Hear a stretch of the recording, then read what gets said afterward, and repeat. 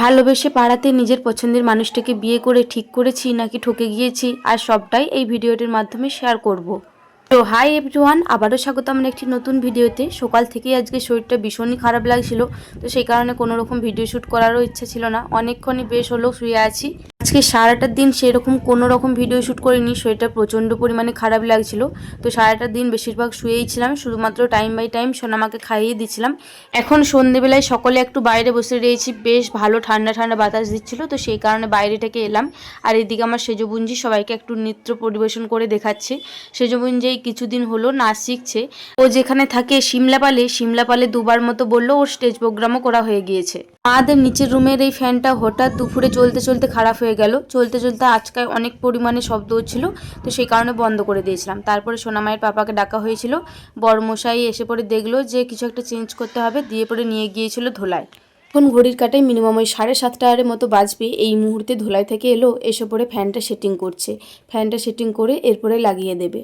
আমাকে বেশ কটা দিদি ভাই কমেন্ট করেন যে তোমার বাড়ি কোথায় আর তোমার শ্বশুর বাড়ি কোথায়। আমার বাপের বাড়ি আর শ্বশুর বাড়ি একই পাড়ায়। আমি ভালোবেসে নিজের পছন্দের মানুষটিকে বিয়ে করেছিলাম। নিজের পছন্দের মানুষটিকে বিয়ে করে প্রথম ভাবতাম যে ঠকে গিয়েছি, কারণ স্বামী স্ত্রীর মধ্যে তো ঝগড়া হবেই। তখন কিন্তু আমার ওই একটু আধটু ঝগড়াটাও পছন্দ হতো না, জানেন তো। সেই কারণে প্রথম একটু খারাপ লাগতো, তবে এখন এতটাই ভালো লাগে, এখন নিজেকে নিজেই গর্বিত হয় যে না, পাড়াতে বিয়ে করে ঠিকই করেছি। কারণ এখন যেহেতু আমার বাবা নেই আমাদের কাছে, তাদের যদি কোনো কিছু দরকার হয়, কোনো কিছু নষ্ট হয়ে যায়, ওই সব কিছু বড়মশাইকে যতটা পারি বলার চেষ্টা করি যে এনে দাও, বা বড়মশাইও চেষ্টা করে ওইটা বাগিয়ে এনে দেওয়ার, যতটুকু পারে সাহায্য করার চেষ্টা করে।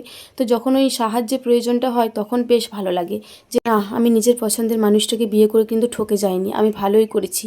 আর সত্যি কথা বলতে মাকে বলে নয়, বড়মশাই কিন্তু আমাকেও প্রচণ্ড পরিমাণে কেয়ার করে। আর সোনামাকে তো কোনো বলার নেই, সোনামাকে তো ওর জীবনের জীবন। যাই হোক, ওইদিকে যেহেতু ধুলাই গিয়েছিল ফ্যানটা বাগানোর জন্য, তো সেই কারণে মা পয়সা দিয়ে দিয়েছিল, বলেছিল কটা মতো সিঙ্গাড়া নিয়ে আসবে। আর কালকে যেহেতু জ্যৈষ্ঠ মাসের মঙ্গলবার রয়েছে, তো সেই কারণে কটা মতো ফলও আনতে দিয়েছিল।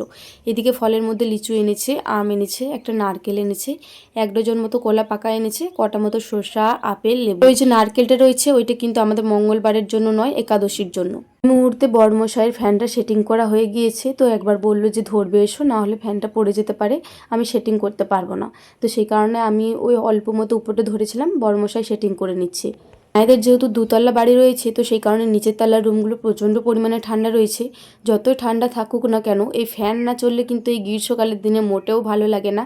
তো ফ্যানটা বাগিয়ে আসার পরে ফ্যানটার এতটাই স্পিডটা বেড়ে গিয়েছে, আপনারাই হয়তো বুঝতে পারছেন। একদম দারুণ হয়েছে বাগানোটা। আর সত্যি কথা বলতে এতটাই আরাম লাগছে বাতাসটা, কি বলবো, মানে এই রুমটার থেকে আর সরবই না।